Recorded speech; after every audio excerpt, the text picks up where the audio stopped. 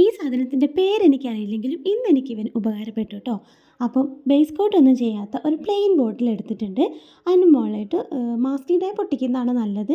എൻ്റെ കയ്യിൽ masking tape തീർന്നതുകൊണ്ട് ഞാൻ സെല്ലോ ടേപ്പ് വെച്ചിട്ട് ഇങ്ങനെ ഒന്ന് ഒട്ടിച്ച് കൊടുക്കുന്നുണ്ട്. എങ്ങനെ വേണമെങ്കിലും ഒട്ടിക്കാം, ഏതെങ്കിലും ഒരു ഷേപ്പിൽ ഒന്ന് ഒട്ടിച്ച് കൊടുക്കുന്നുണ്ട്.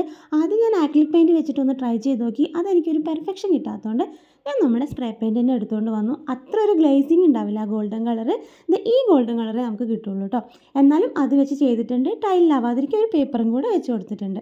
എന്നിട്ട് എൻ്റെ ആക്രാന്തം കൊണ്ട് ഉണങ്ങുന്നതിന് മുമ്പ് ഞാൻ സെല്ലോ ടാപ്പ് പിടിച്ച് എടുത്തതുകൊണ്ട് കുറച്ചൊക്കെ പെയിൻറ്റ് ഇളകിപ്പോകുന്നു, സാരമില്ല. നമുക്കിതിൻ്റെ റിസൾട്ട് കണ്ടാൽ മതിയല്ലോ, അതിൻ്റെ ഒരു തിരക്കാണ് കേട്ടോ. അത് കഴിഞ്ഞ് ഇങ്ങനെ ആയി കിട്ടിയപ്പോൾ ഇതിൻ്റെ മുകളിൽ നല്ല ഭംഗിയിലൊക്കെ എന്തെങ്കിലും വരച്ചു കൊടുത്താൽ കാണാൻ നല്ല രസമുണ്ടാവും. എനിക്ക് പെട്ടെന്ന് തീർത്തിട്ട് അതിൻ്റെ ഒരു റിസൾട്ട് അറിയാൻ വേണ്ടിയിട്ട് ഞാനിങ്ങനെ കുറച്ച് റൗണ്ട് ഇട്ട് കൊടുത്തു.